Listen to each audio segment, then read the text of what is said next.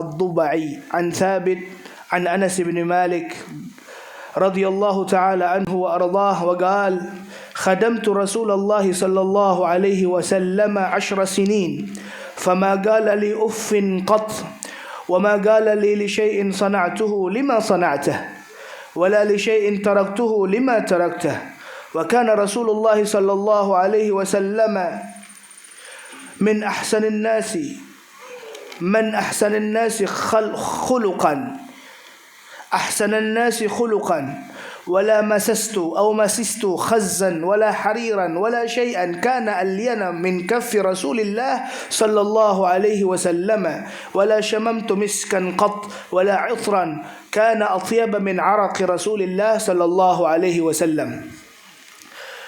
به إليه قال: حدثنا قتيبة بن سعيد وأحمد بن عبده وهو الضبي والمعنى واحد.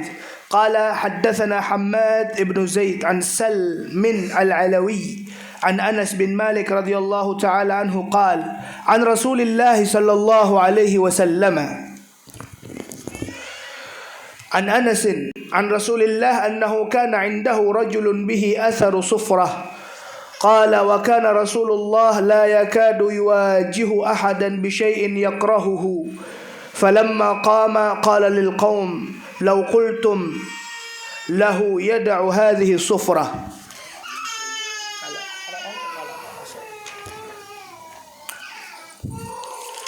وبه إليه قال: حدثنا محمد بن بشار قال حدثنا محمد بن جعفر قال حدثنا شعبة عن أبي إسحاق عن أبي عبد الله الجدلي واسمه عبد ابن عبد عن عائشة أنها قالت: لم يكن رسول الله صلى الله عليه وآله وسلم فاحشا ولا متفحشا ولا صخابا في الأسواق ولا يجزي بالسيئة السيئة ولكن يعفو ويصفح. وبه إليه قال: حدثنا هارون بن إسحاق الهمداني قال حدثنا عبده عن هشام بن عروة عن أبيه عن عائشة رضي الله تعالى عنه قالت رضي الله تعالى عنها قالت: ما ضرب رسول الله صلى الله عليه وسلم بيده شيئا قط إلا أن يجاهد في سبيل الله، ولا ضرب خادما ولا امرأة. بسم الله الرحمن الرحيم. السلام عليكم ورحمة الله وبركاته.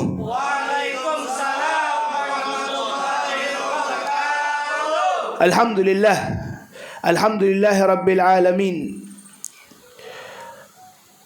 والصلاة والسلام على حبيب رب العالمين سيدنا ونبينا وقدوتنا ونور قلوبنا محمد وعلى آله وأصحابه الغر الميامين. سبحانك لا علم لنا إلا ما علمتنا إنك أنت العليم الحكيم، وتب علينا إنك أنت التواب الرحيم.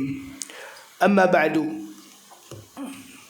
Hadratul Mukarramun yang dimuliakan oleh Allah Subhanahu wa taala, pada kesempatan kali ini marilah kita bersama-sama mengucapkan rasa syukur kehadirat Allah Subhanahu wa taala. Pada malam hari ini kita bisa bercerita kembali kisah hidup Nabi Muhammad sallallahu alaihi wasallam. Semoga dengan perkumpulan seperti ini hati kita selalu dipenuhi dengan keimanan, tambah cinta kepada Rasulullah, tambah rindu kepada Rasulullah sallallahu alaihi wasallam. Amin amin ya rabbal alamin. Dan harapan kita bersama semoga keluarnya kita di tempat ini hajat kita dikabulkan oleh Allah. Segala kesulitan kita dibukakan jalan keluarnya sehingga kita mendapatkan solusi yang begitu menyenangkan, sehingga hidupnya kita di dunia bahagia, di akhirat mendapatkan nikmat. Amin ya rabbal alamin. Sahabat Riyadhus Shalihin yang dimuliakan oleh Allah, baik yang hadir maupun yang sedang menonton live streaming kita, marilah kita melanjutkan pelajaran ini terkait dengan kitab yang akan kita baca, yang sudah kita bacakan bersama, yaitu Asy-Syama'il Al-Muhammadiyah. Masih menerangkan bagaimana budi pekerti Rasulullah. sebagaimana yang saya sampaikan di pertemuan kita sebelumnya maupun pertemuan kita yang sudah kita jelaskan, tidak ada suatu hal yang mampu untuk memberikan suatu hal yang menerangkan segala budi pekerti yang dimiliki oleh Rasulullah. Karena mana Rasulullah? Besar Rasulullah. Allah katakan dalam Al-Quran, Allah puji dalam Al-Quran, wa innaka la'ala khuluqin azim. Allahu Akbar. Sehingga apakah suatu yang besar itu yang tak mungkin untuk kita jelaskan dengan maksimal, tidak menjadi suatu larangan untuk setidaknya kita membahas walaupun hanya sedikit. Tujuannya apa? Tujuannya kita bisa menirunya. Kita tahu bersama, jangankan Anda sebagai seorang mukmin dan muslim, orang non muslim itu tahu. Bahkan mereka memetakan buku, mencetak buku, seseorang yang memiliki pamor, memiliki power, memiliki budi pekerti yang besar, dia cantumkan nama Nabi Muhammad SAW. Sehingga pelajaran ini kita ambil hadiahnya. Apa hadiah dari pelajaran ini? Bagaimana kita bisa menirukan setidaknya sedikit dari akhlaknya baginda Muhammad SAW. Karena tahu nggak, nanti itu siapa yang mau ketemu Rasulullah, siapa yang mau tinggal bersama Rasulullah, siapa yang mau kumpul-kumpul terus dengan Rasulullah, kita semua mau. Sehingga Nabi Muhammad mengatakan apa? Aqrabukum minni majlisan yaumal qiyamati ahasinukum akhlaqa. Yang paling baik, yang paling dekat, yang akan menjadi teman duduk Rasulullah. Teman duduk itu dekat. Anda di tempat ini mendapatkan nilai plus karena apa? Dengan duduknya Anda di sini berarti memposisikan diri Anda sangat dekat sekali dengan majelis. Itu yang membedakan hal-hal yang tak bisa kita gapai selain duduknya kita di majelis untuk mendapatkan kedekatan itu. Sehingga pantas para ketika hadirnya majelis dia akan datang, entah majelis itu di luar kota maupun di dalam kotanya sendiri. Mereka yang jalan ke sana mengeluarkan bensinnya, mengeluarkan tenaganya, meluangkan waktunya untuk mendapatkan kemuliaan yang besar. Dengan apa? Dengan dekatnya seseorang. Dengan apa? Bukan dengan saya. Saya siapa? Cuman insya Allah apa yang saya sampaikan itu terkait dengan Rasulullah. Mudahan buhan pian dekat seberatan dengan Rasulullah. Nah, Nabi Muhammad mengatakan apa? Apakah yang paling banyak sholatnya? Enggak. Nabi Muhammad mengatakan ahasinukum akhlaqa. Yang paling baik akhlaknya. Karena menjaga akhlak itu sangat luar biasa perjuangannya. Sehingga kita lihat bersama, kita lihat, kita resapi, kita ambil suatu ilmu yang betul-betul besar terkait dengan ini. Nabi Muhammad SAW itu dalam hadis yang pertama yang saya baca barusan, yang diriwayatkan oleh Sayyidina Anas bin Malik. Anas bin Malik, beliau seorang anak kecil yang datang ke tempat Rasulullah tujuannya untuk khidmat. Anas bin Malik itu kalau tak salah umur beliau di saat beliau diajak ke rumahnya Rasulullah 10 tahun. Masih kecil berarti. Anak kecil tahu apa sih? Kan gitu. Kenapa diajak? Ibunya bernama Ummu Sulaim. Beliau dalam rumah tangga ataupun dalam keluarga Sayyidina Anas bin Malik itu orang yang kurang punya. Sehingga Ummu Sulaim datang kepada Rasulullah dan mengatakan, "Hadza Unais." Ya Rasulullah, perkenalkan ini anak saya Anas. Dikatakan Unais karena masih kecil. Maka Rasulullah doakan, minta didoakan dan didoakan oleh Rasulullah. Sehingga doa tersebut membuat Sayyidina Anas bin Malik paling berkah hidupnya, paling berkah anaknya, paling berkah hartanya. Sudah saya jelaskan itu. Nah, Sayyidina Anas bin Malik itu mengisahkan pengalaman pribadinya. Karena beliau di sana bersama Rasulullah mengabdi, berkhidmat. Jadi hari-harinya bertemu Rasulullah aja. Ketemu terus dengan Rasulullah siang malam. Karena beliau termasuk orang dalam. Kalau bahasa Jawanya abdi dalam. Beliau Sayyidina Anas bin Malik. Naam. Kalau Sidin Mang Dalam. Kalau beliau ini Habib, oh Masya Allah, para habaib yang lupa mohon maaf sekali. Belum saya sebutkan, Masya Allah, bersama kita para habaib. Semoga habaib kita Allah panjangkan umurnya. Termasuk di depan kita ada Habib Haikal, yang beliau enggan untuk maju ke depan karena beliau memposisikan diri bersama kameramen kita yaitu saudara Zamzami. Karena kebetulan coba lihat bersama, beliau menjadi satu persahabatan yang tak terpisahkan dengan bukti gamisnya kembar. Ini gamis hadiah umroh. Dan juga ada Habib Segaf, dan juga ada Habib Ahmad Al-Khirid yang entah kemana beliau sekarang. Dan juga ada Habib Ose dan Syifa Ipa yang di belakang. Mudahan kumpulnya kita dengan habaib itu membuat salah satu sarana kita duduk bersama Rasulullah. Amin ya rabbal alamin. Bersama kita juga Ustadz Mustafa, Ustadz Ahmad, dan Ustadz yang lainnya. Mudahan berkah seberataan. Sampai mana kita sudah? Sampai Sayyidina Anas.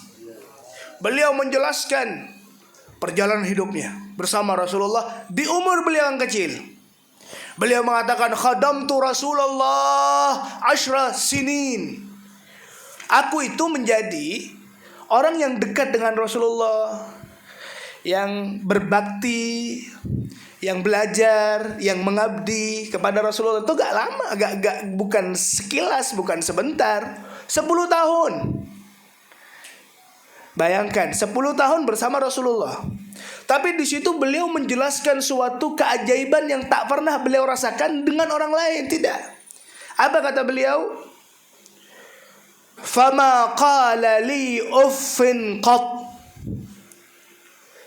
Rasulullah sallallahu alaihi sayyidina Muhammad, saya himbau ketika saya menyebutkan nama Rasulullah, kita baca salawat.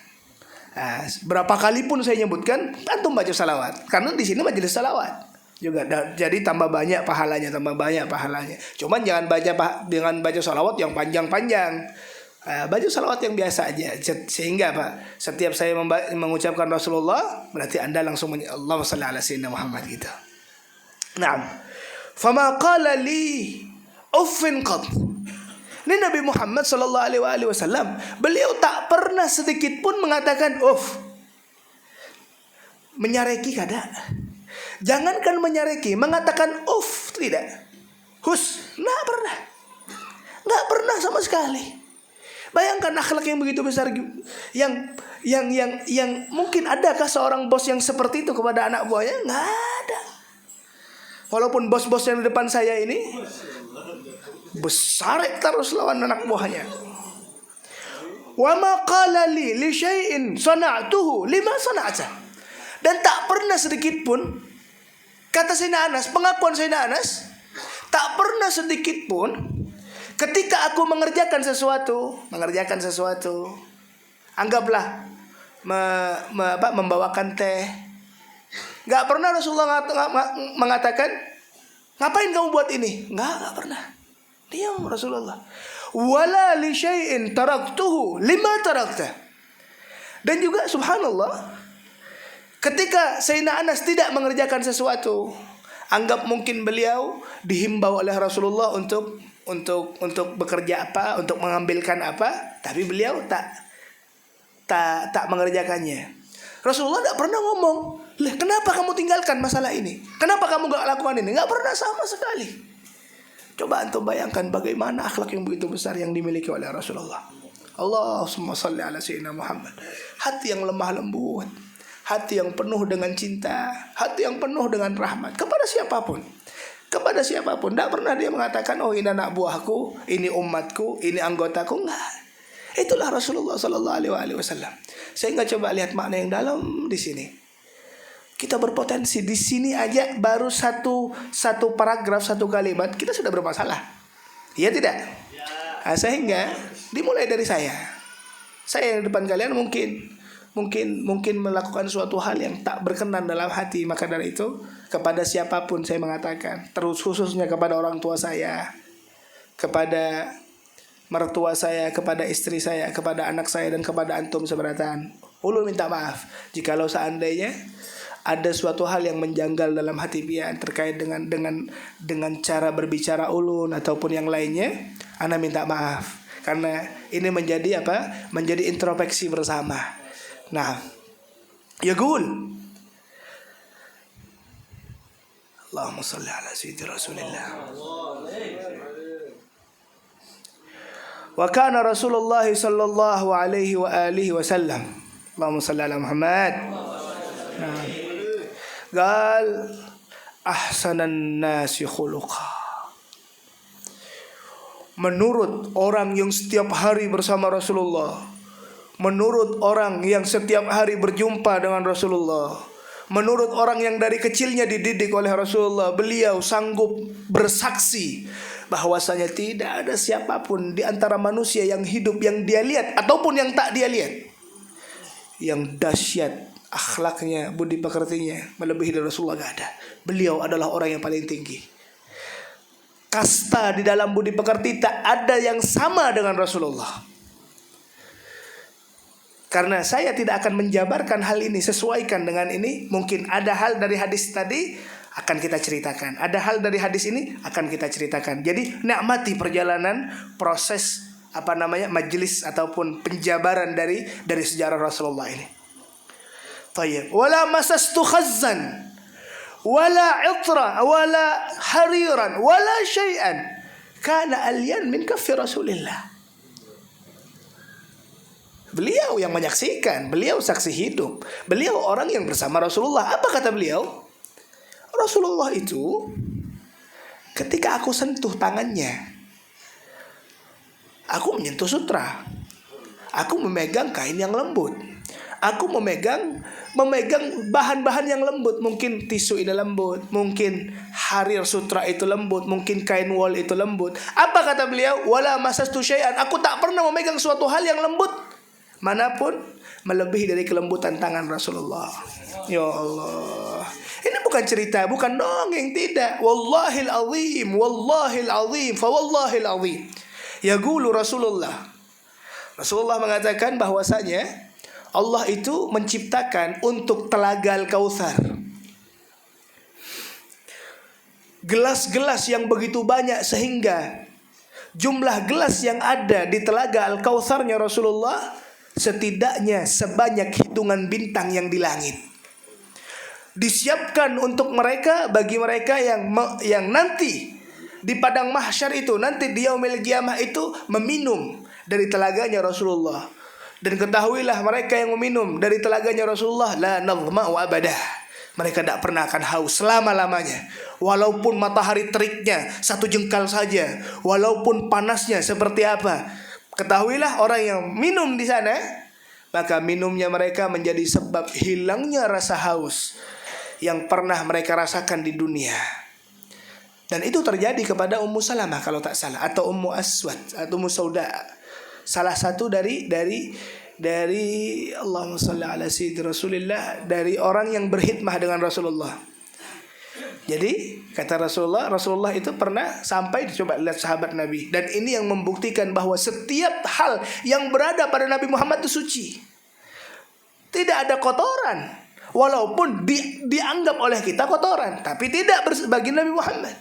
Sehingga lihat apa yang terjadi ketika Sayyidina Rasulullah di malam hari, karena jauh kamar mandi gak seperti sekarang.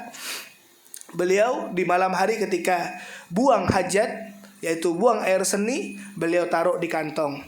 Di malam hari tak ada listrik, maka salah satu dari sahabat Rasulullah yang berada di dalam, beliau tak sengaja minum, tak sengaja, dikirain air. Maka pada esok harinya dicari oleh Rasulullah. Siapa? Mana? Kok kosong? Siapa yang membuangnya? Maka pengakuan dari orang yang melakukan itu semalamnya, beliau mengatakan, ya Rasulullah, aku tak tahu ya Rasulullah kalau itu air senimu, aku kira itu air, maka aku minum. Maka apa yang terjadi? Apa kata Rasulullah kepada dia? Apakah dilarang? Rasulullah mengatakan, kamu tak bakal haus selama-lamanya. Tahu apa yang terjadi? Maka orang ini Ummu Ma'bad kalau tak salah namanya, siapa saya lupa. Sahabat ini, dia selama hidupnya dia pengen minum, dia minum, Karena apa? Bukan karena haus, karena kangen sama air. Allahu Akbar. Nah, kalau kangen dengan air, pengen minum, dia minum. Itu berkahnya Rasulullah. Makanya hal itu gak harus. Kadang ya Rasulullah yang dikatakan laulaka ya Muhammad ma khalaqtul aflak. Cinta gak dengan Nabi?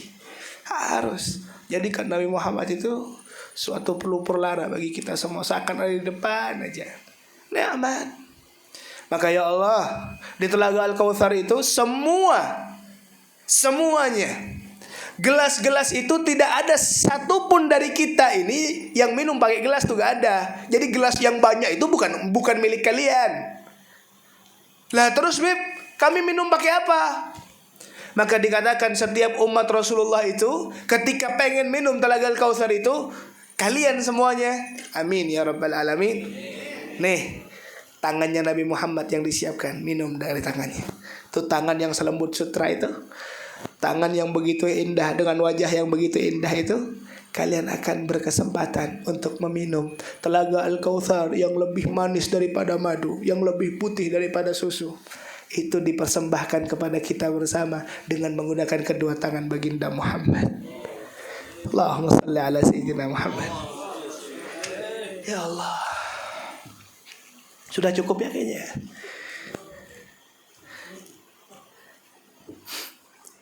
Naam.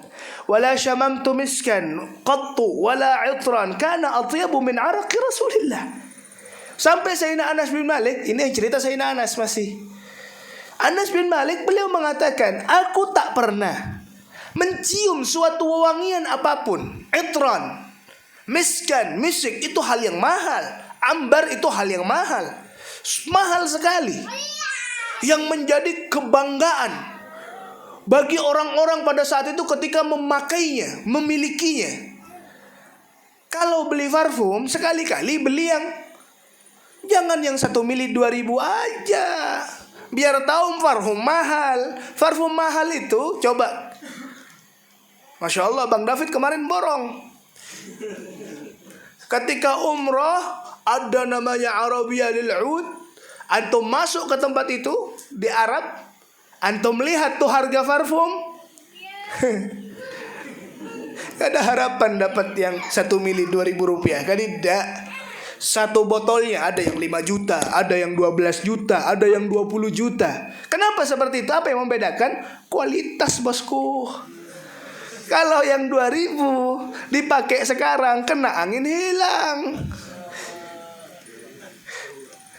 Nah, miskan itu merupakan top quality di era itu.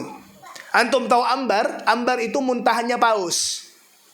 Itu kalau ketemu aja 1 on, jadi sultan kalian. Dibeli sekian puluh miliar.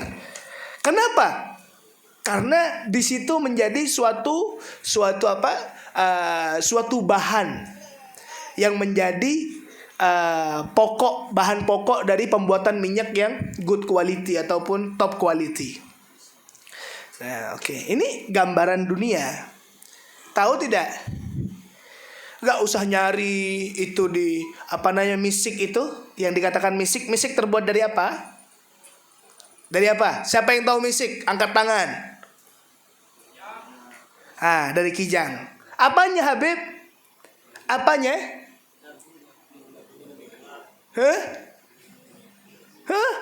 Leher. Subhanallah. Di kijang itu, kijang tertentu, lain manjangan yang di sini pian, kadidak di Kalimantan. Kijang itu seakan tumbuh kayak tumor. Daging berlebih. Setiap daging berlebih itu akan gugur nanti. Nah, gugurnya itu daging itu, subhanallah, itu yang membuat aroma yang begitu dahsyat baunya. Bib, itu lantas bangkai. Memang, tapi syariat dari Imam Nawawi, ucapan Imam Nawawi sendiri memperbolehkan itu. Memperbolehkan karena itu dari Allah Subhanahu wa taala. Thayyib. Nah, tahu enggak? Semua aroma itu tidak ada yang bisa mengalahkan keringatnya Rasulullah. Nih, bedanya kalian dengan Rasulullah. Amun pian bau hangit, amun Rasulullah bau hal, ya Allah. Sallallahu alaihi wasallam Rasulullah. Tahu nggak Nabi Muhammad itu di suatu saat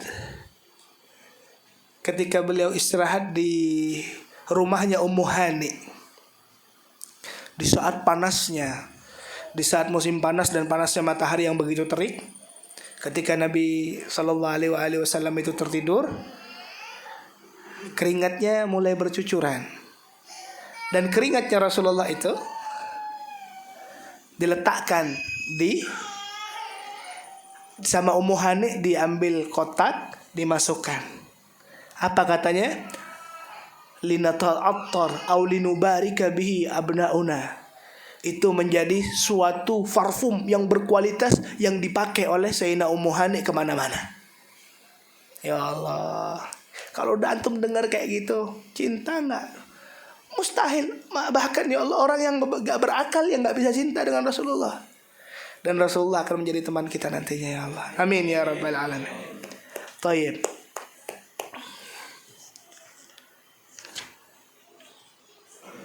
Lanjut.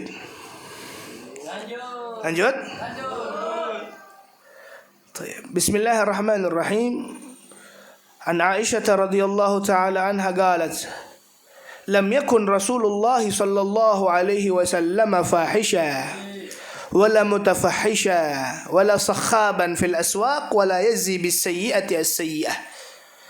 Ini di antara akhlak dan budi pekerti yang sangat baik dari Rasulullah, ucapan Sayyidina Aisyah, perempuan yang begitu dekat dengan Rasulullah. Beliau mengatakan Nabi Muhammad itu sedikit pun tak pernah fahish.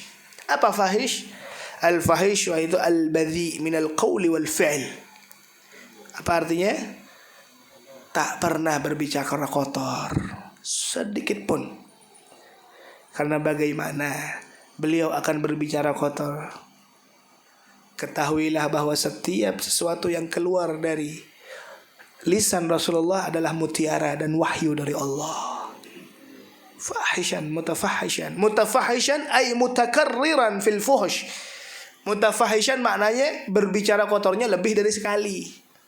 Nah, apa ini Habib? Maksudnya seperti apa Habib? Maksudnya bagaimana caranya kita mengurangi ucapan-ucapan yang kotor tersebut. Dengan niat apa? Ya Allah, hendak umat Rasulullah. Nah, wala sakhafan bil aswaq, wala sakhaban fil aswaq. Dan beliau juga, Nabi Muhammad tidak pernah raf'us saut, bekuciak.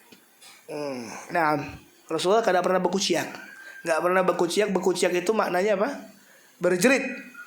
Nah, fil aswaq, di pasar. Walaupun di pasar Rasulullah enggak pernah bekuciak. Elegan, haibah, bijaksana, tenang, tumakninah setiap jalannya Rasulullah. Wala yajzi bis sayyi'ati as-sayyi'ah. Nih dahsyatnya Nabi Muhammad itu juga tidak pernah membalas keburukan dengan keburukan. Nah, di sini topik akan kita bahas. Padahal Allah itu memperbolehkan. Allah katakan dalam Al-Quran, wa jazaa'u sayyi'atan bi sayyi'atin mithliha. Naam. Lakin faman 'afa wa aslaha fa ajruhu 'ala Allah. Allah katakan balasan buruk ya dengan keburukan juga. Maka dari itu coba lihat, ketika ada seseorang yang berpotensi membuat zalim kepada kita, maka secara otomatis ada suatu hal yang berdampak kepada orang tadi. Akan ada hukuman bagi mereka yang telah berbuat buruk kepada kita. Itu diperbolehkan. Tapi Rasulullah gak mau. Kenapa Habib? Karena ketenangan jiwa. Adakah pernah Anda melihat sesuatu hal dari kehidupan Nabi itu yang Nabi pernah membalas keburukan? Gak ada. Kenapa? Karena ini intisari dari akhlak.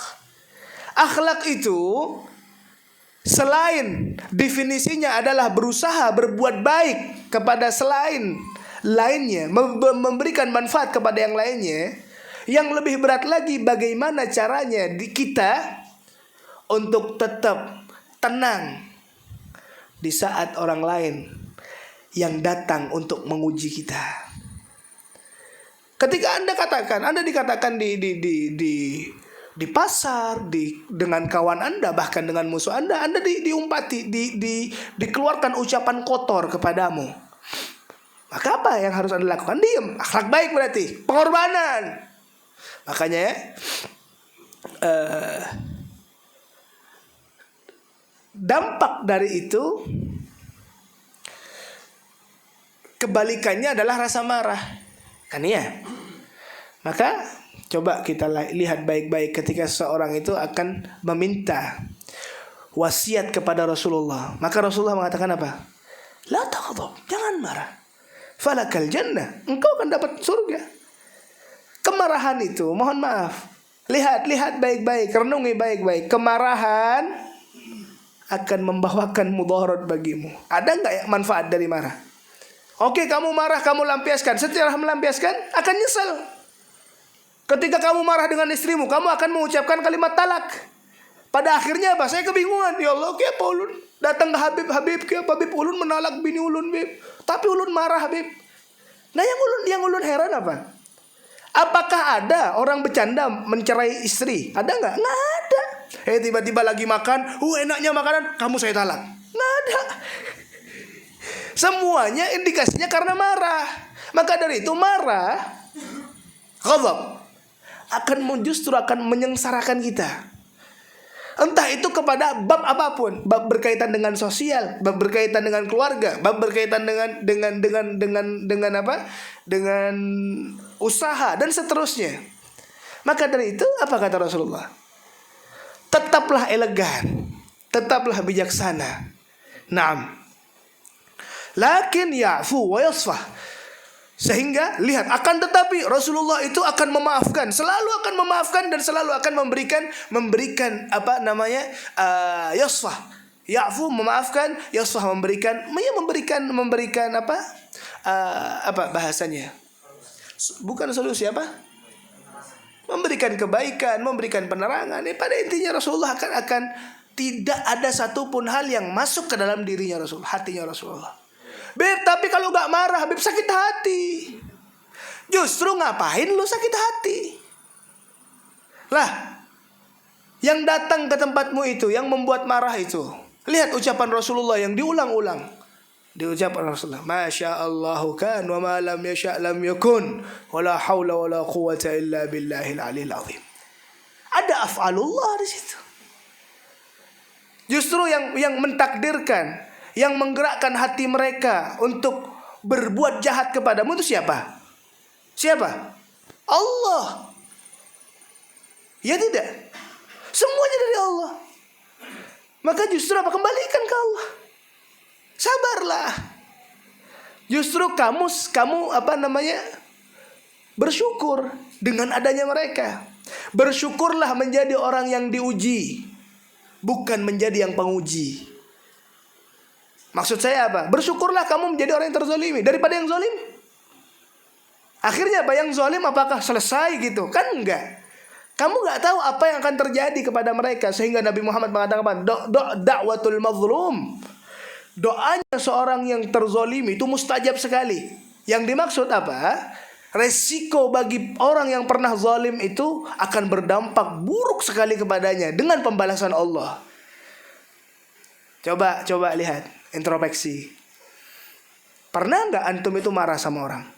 Sama anak, kadang mukul sama anak. Kadang itu adalah balasan perbuatanmu di saat itu. Allah balas sekarang. Untuk menjadi apa? Menjadi salah satu sarana kita belajar. Pernah kan kita tuh berbuat ataupun mengucapkan ucapan yang buruk sekali yang membuat sakit hati orang. Dan kamu mungkin puas di saat itu.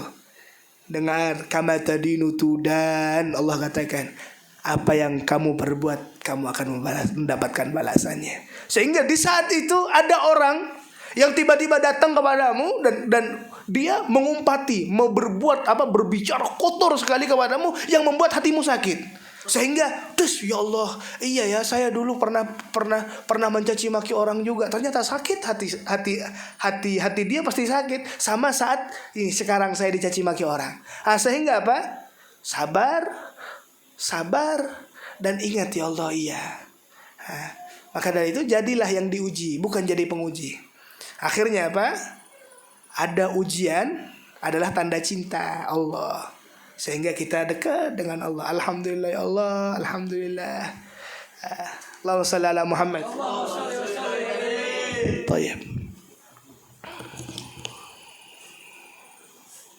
Yaqulu Aisyah, ma daraba Rasulullah syai'an qat illa an yujahida fi sabilillah wala daraba khadiman wala imra'ata. Nabi Muhammad itu tidak pernah menggunakan tangannya untuk memukul apapun, syai'an, apapun. Bukan hanya manusia, apapun, binatang, tidak pernah Rasulullah pukul. Tidak pernah Rasulullah jernih, masih bersih dan suci, tangannya tak pernah digunakan untuk memukul siapapun, memukul apapun. Itulah Rasulullah Sallallahu Alaihi Wasallam. Sehingga apa ini Habib? Introspeksi, kita semua bersalah. Anas khata'un wa khairu khata'in at-tawwabun. Sehingga ya Allah, ampun maaf ya Allah. Berarti ya Allah, saya belum bisa menjadi orang yang lurus masih. Sehingga ulun ya Allah niat belajar karena ulun mendengar ini kisah Nabi. Ya Allah, mudahan ulun bisa mengumpati kisah Nabi Muhammad sallallahu alaihi wasallam. Dan jangan tunjuk, oh kamu nggak tahu.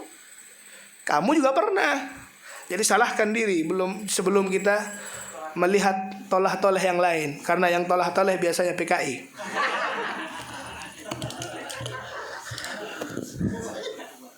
Nah, hewan tidak pernah pukul. Makanya kadang kalau udah baca ini nih, yang paling sakit itu siapa? Saya. Kenapa? Karena saya belajar dulu ya Allah, introspeksi diri. Makanya ulun minta istighfar sama Allah. Ampun maaf, ampun ya Allah, minta maghfirah, minta ampun kepada Allah terkait dengan kesalahan kita semuanya. Dan saya doakan kita bersama, kalian bersama saya doakan terus, mudahan Allah jadikan kita selalu di jalan kebaikannya. Amin ya rabbal alamin. Naam. Wala daraba khadiman wala imra'atan. Rasulullah enggak pernah mukul pembantunya. Rasulullah enggak pernah mukul istrinya. Enggak pernah sama sekali. Karena mohon maaf sekali, yang memukul istri adalah pengecut. Yang pernah memukul istri orang gak gentleman. Yang dipukul bebinian. Amun cari musuh, cari yang ganal. Kan seperti itu. Tapi kadang, dampak dari apa? Emosi. Makanya kata Rasulullah, ketika kamu berdiri, ketika kamu marah dalam keadaan berdiri, kata Rasulullah, ijlis, duduk. Ketika kamu dalam keadaan emosi, kamu duduk, tidur, kata Rasulullah. Maksudnya apa? Itu merupakan solusi dari kemarahanmu, solusi untuk meredakan kemarahan. Lah Habib, maksudnya apa? Oh berarti dengan duduk kita akan hilang. Memang betul. Makanya Sayyidina Ali bin Abi Thalib sampai dikatakan Abu Turab, beliau itu ketika marahnya membeledak, beliau pasti tidur. Kenapa? Karena itu merupakan salah satu sarana, solusi untuk menyebabkan kita tenang. Terus logikanya bagaimana, Beb? Logikanya ketika kamu dalam keadaan berdiri, kamu disuruh Rasulullah untuk duduk untuk menjauhi sifat yang akan membuat kamu menerkam orang itu. Adakah orang yang lagi emosi duduk, pasti dia ngapain? Berdiri dulu. Habis berdiri cekek pukul kan ya? Nah, maka Rasulullah Sallallahu Alaihi Wasallam lakukan kebalikannya, duduk santai, hilangkan karena perasaan cepat atau lambat akan mereda. Itu menggelebunya hati. Nah, apalagi pas bebinian istrimu ya Allah. Makanya, Beb, tapi boleh nggak? Boleh nggak? Nggak boleh. Ini loh contoh Rasulullah. Sebesar apa sih masalahmu? Apakah dengan pukulan akan menyelesaikan masalah? Jawabannya tidak akan menambah. Makanya itu dipampang di Jalan Ayani KDRT. Hati-hati. Karena itu bukan solusi. Carilah solusi. Apa solusinya? Kata Rasulullah, ketika melihat seorang istri ataupun seorang pasangan kekasih itu sedang tak baik-baik saja, ada solusinya dalam syariat. Apa yang pertama? Idhuhunna. Kasih nasihat. Nah, masalahnya kita itu maunya tidak, maunya menyalahkan. Tapi kamu tidak berikan solusi. Ajarin dulu.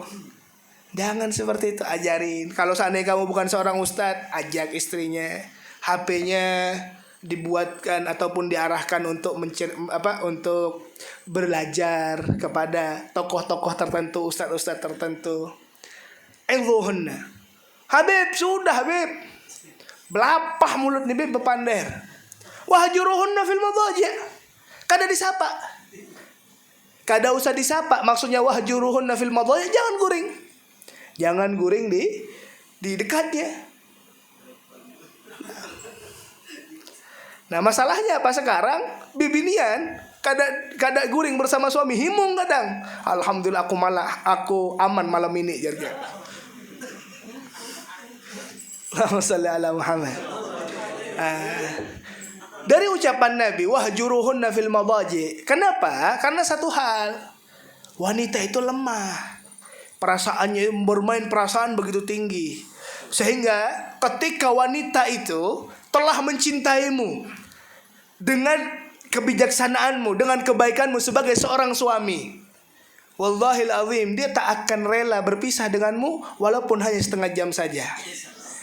Ketika dirimu, keberadaanmu di tempat, di rumahmu menjadi suatu masalah bagi istrimu, dan istrimu paling senang ketika kamu berada di luar dari rumahmu. Ketika kamu keluar, dia senang. Kalau kamu datang, dia sumpah. Berarti apa? Jangan salahkan istri, salahkan kita dulu. Berarti ada yang salah dengan kita.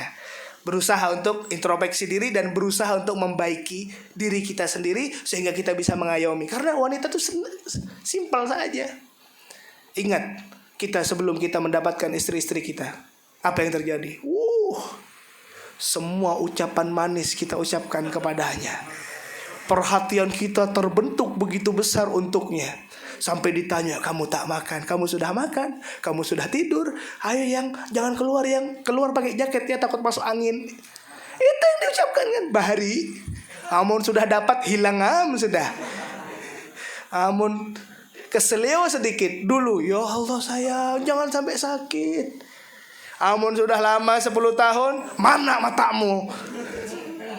Nah, usaha untuk mengambil hati itu. Sehingga apa? Ketika dia berpotensi melakukan kesalahan, nasyid, membangkang contohnya, ketika kamu berikan pelajaran baginya, tidak disapa, tidak tidur bersamanya, dia akan sakit nih. Oh iya ya, saya salah, saya introspeksi diri. Sehingga dia akan minta maaf. Beb, gak bisa Beb, udah diceramahin, gak mempan Beb, malah ceramah balik Beb. Saya ceramah sekali, dia ceramahnya 2000 kali Beb. Beb, saya gak sapa, saya gak tidur bersamanya, tambah himung Beb. Aja setahun aku kuat jarnya. Nah, maka Pak, wadribuhun. Ada ucapan Allah, pukul. Tapi di sini Beb, Rasulullah mengatakan wala daraba imra'atan. Rasulullah gak pernah mukul. Apa yang dimaksudkan di sini? Rasulullah tidak pernah menyakiti. Dan sangat, mohon saya katakan tadi, gak gentleman, pengecut orang yang berani mukul istrinya. Memukul istri, pernah Rasulullah menggunakan apa? Nih, diginiin. Tujuan memukul itu untuk memberikan adab, memberikan ilmu, mendidik. Karena perempuan tuh lemah, diginikan aja, takut sudah dia. Nah, menangis langsung. Kada usah gini dipukul, kita ngangkat suara sedikit. Nah, itulah Rasulullah tak pernah memukul. Memukul sifatnya fisik ataupun memukul dalam ungkapan menyakiti hati. Luar dalam tak pernah tersakiti oleh lisannya Rasulullah. Itulah. Nah, maka wadribuhunna, dipukul. Ada syaratnya, apa syaratnya? Yang pertama, nih, didikan Islam yang bahkan mohon maaf disalah artikan bahwa Islam radikal, Islam keras. Mukul di sini sudah melalui berapa proses yang saya sebutkan tadi.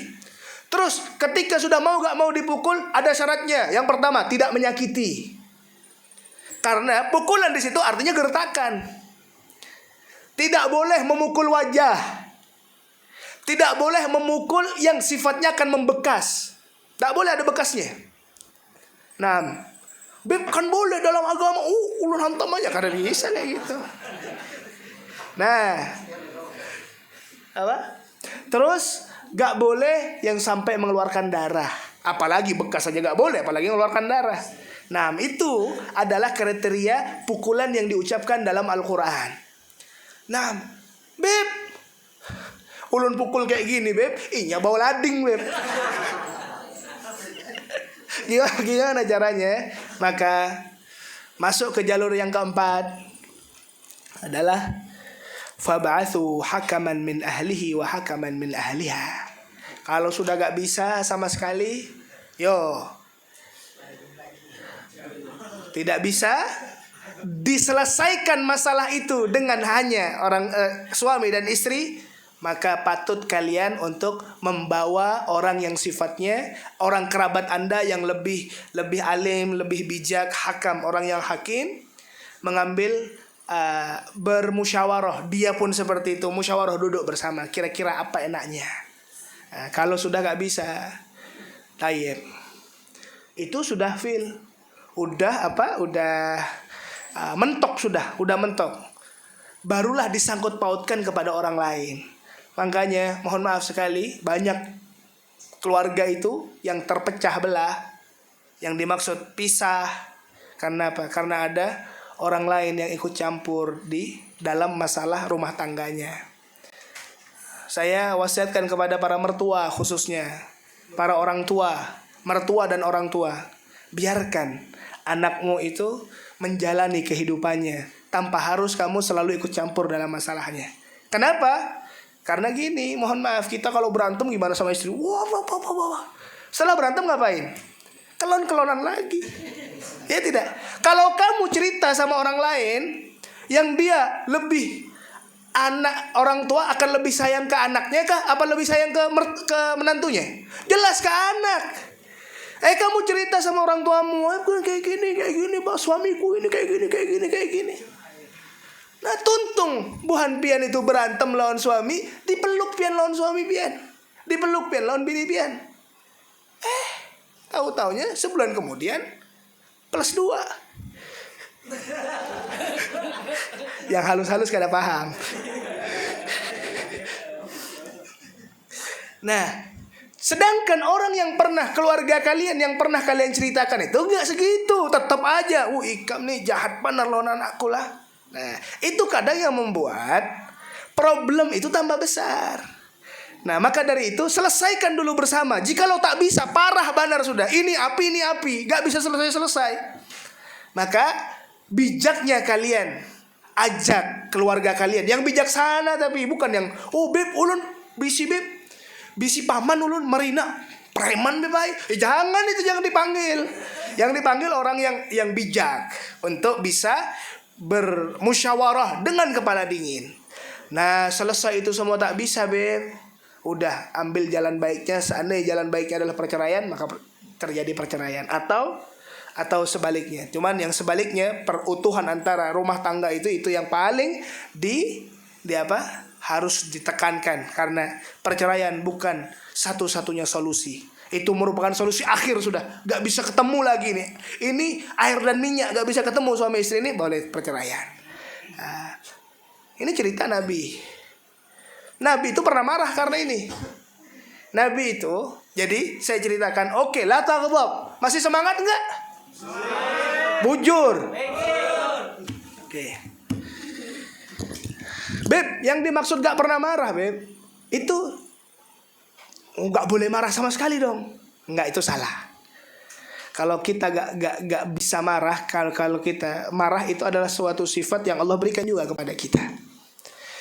Kalau kita gak marah itu bodoh. Himar, tahu himar? Keledai itu mau dipukul, mau ditempeleng, mau ditarik kakinya, berdiam aja itu. Nah, kalau kita gak bisa marah, berarti kita sama dengan keledai. Cuman bedanya, marahlah seperti Nabi Muhammad. Marah yang dilaksana oleh Nabi Muhammad itu adalah marah bersama Allah, bukan marah karena hawa nafsu. Karena yang saya katakan, rusaknya seseorang karena amarahnya ketika amarahnya dengan nafsunya. Kalau bersama Allah tidak. Sering sekali suatu keadaan yang wajah Nabi memerah sampai terlihat urat yadurruhul ghadab. Oke, cuman marah Nabi bukan melampiaskannya, melainkan memberikan suatu jalan dari amarahnya sehingga timbullah suatu solusi. Itulah Nabi Muhammad. Maka ada di antaranya ini masalah rumah tangga nih, rumah tangga Nabi seru banget. Nabi itu punya istri bernama Maria Al-Qibtiyah. Di saat beliau di Madinah, Nabi Muhammad pada saat itu berada di kamar ataupun di rumahnya Siti Hafsah. Siti Hafsah istrinya Nabi. Makanya coba lihat ini Nabi loh, masih bermasalah dengan istrinya. Lagi duduk Rasulullah di rumahnya Siti Hafsah. Siti Hafsahnya lagi gak ada. Tiba-tiba Siti Maria Al-Qibtiyah, istrinya Rasulullah juga, ada hajat dengan Rasulullah. Maka masuklah ke rumahnya Siti Hafsah. Dan itu menjadi bencana. Kenapa? Ketika lagi berbincang dengan Siti Maria, ini yang punya rumah Siti Hafsah ini datang. Maka Allahu Akbar, meledak itu. Ngamuk-ngamuk Siti Hafsah kepada Rasulullah. Ini loh, makanya Nabi aja masih dibamai lawan bininya, apalagi kita. Makanya saya katakan kepada perempuan-perempuan, bertakwalah kalian kepada Allah. Kasihanilah bini laki-laki kalian.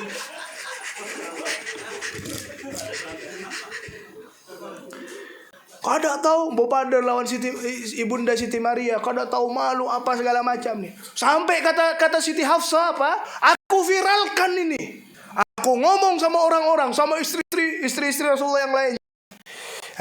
Maka Rasulullah pun berusaha untuk menenangkan jiwa wanita yang meledak-ledak ketika ada pesaing. Enggak, apa kamu perlu? Kata Siti Hafsah. Aku perlu? Aku talak ini Hafsah. Aku talak Siti Maria. Aku perlu? Aku tinggalkan Siti Maria kalau membuat kamu ridha. Maka tiba-tiba datanglah turun ayat. Ya ayuhan Nabi. Teguran langsung dari Allah. Karena dari saking menjaganya Rasulullah kepada hatinya seseorang, dan itu adalah suatu hal yang salah di mata Allah, sehingga ditegurlah oleh Allah. Ya Nabi, lima tuharrim ma halallahu lakam tabtaghi mardata azwajik. Wahai Nabi, apakah engkau telah mengharamkan sesuatu yang aku halalkan kepadamu hanya karena engkau mengikuti keinginan dari istrimu? Nah, jadi dilarang oleh Allah, dilanjutkan hubungan antara Siti Maria itu dengan Rasulullah. Maka tahu tidak, berita itu betul-betul viral. Tersampailah ke Hafsah, itu anaknya Sayyidina Umar. Hafsah di Madinah tersebar. Dan ini yang membuat Nabi sangat marah. Karena apa? Patutnya dapur kalian itu tidak di depan. Ada nggak dapur di depan? Ya, ada di dalam. Maksudnya apa? Masalah rumah tangga itu nggak pantas untuk disebarkan. Bukan dikit-dikit ada masalah viral kan. Ulun dengan laki ulun ini nggak bisa kayak gitu, nggak boleh, nggak dianjurkan. Karena mohon maaf sekali, bagi mereka kawan-kawan kita, para sahabat kita yang menceritakan masalahnya di media sosial hanya untuk mendapatkan simpatik seseorang, ketahuilah Bapak Ibu, saudara-saudara, sahabat-sahabatku, itu akan membuat kalian kecewa. Karena tahu berapa banyak yang kalian kenal dari kawan-kawan kita itu, dari kawan-kawan kita, dari yang kita kenal di media sosial atau tidak, yang mengharapkan masalah itu ada padamu. Sehingga ketika kamu curhat masalah itu dalam media sosialmu, dia adalah orang yang paling bahagia karena masalahmu. Sudah, ente curhat sama Allah. Ya Allah, ulun kayak gila. Sehingga yang terjadi, terdengar kabar itu, ya Allah, maka ada salah satu sahabat Nabi lari langsung.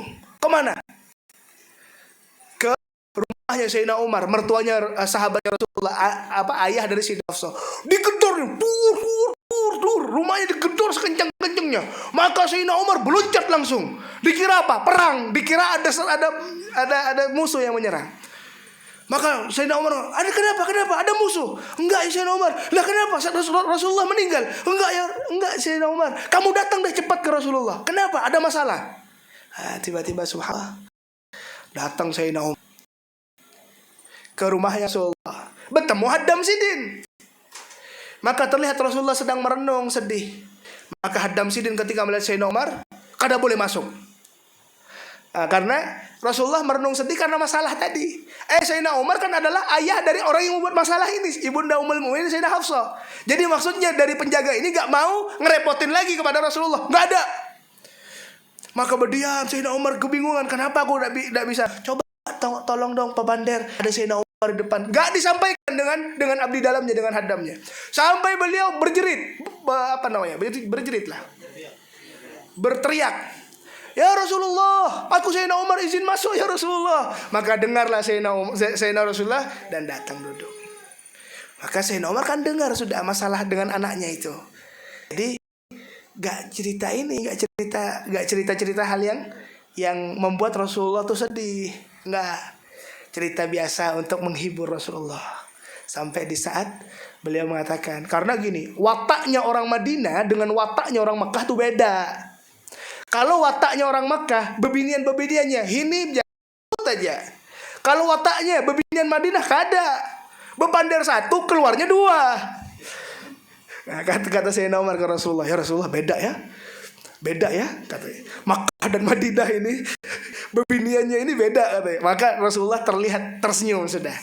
Maka Rasulullah SAW atau Sayyidina Umar mengatakan kepada Rasulullah, ya Rasulullah, apakah betul kabar yang tersebar itu bahwa engkau telah mentalak semua bebinian itu? Karena itu kabar.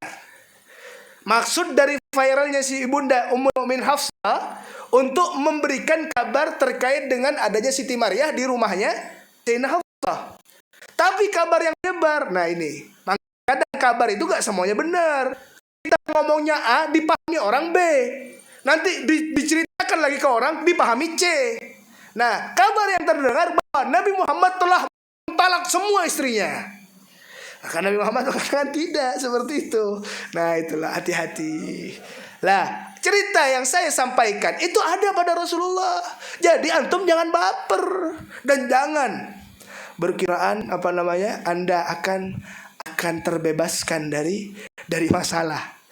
Justru masalah adalah surat cinta dari Allah untuk kita dekat dengan Allah. Allah shalli ala Muhammad. Seru cerita Nabi, seru. Alhamdulillah, karena ini jam 10 sudah. Saya sudah tutup aja yuk. Istirahat sudah capek beb. Uyuh beb. Ulun yang mendengarkan beb. Uyuh sudah beb. Munyak mendengar suara pian beb. Yuk jangan langsung makan ya kita. Mudah-mudahan manfaat seberatan. Semoga Allah Subhanahu wa taala kumpulkan di tempat ini ya Allah. Dengan cerita sedih, cerita senang, cerita gembira, cerita duka, cerita perjuangannya Rasulullah itu membuat hati kita itu tambah cinta kepada beliau. Semoga kita berada dalam hati beliau. Semoga kita ya Allah dengan rahmat-Mu Engkau memberikan apa yang kita inginkan dari kebaikan dunia. Ya Allah, apapun hajat kami semua kabul. Apapun hajat kami semua kabul. Apapun hajat kami kabullah ya Allah. Sehatkan kami badan lancarkan segala urusan kami ya Allah. Jauhkan kami dari segala mara bahaya dunia dan ukhrawiyah. Ya Allah, innaka ala kulli syai'in qadir. Walhamdulillahirabbil alamin. Hadirin wal hadirat yang dimuliakan oleh Allah, mungkin ini yang bisa saya sampaikan, kurang lebihnya ampun maaf. Allahumma waffiq ila qawmit thoriq. Assalamualaikum warahmatullahi wabarakatuh. Allahumma salli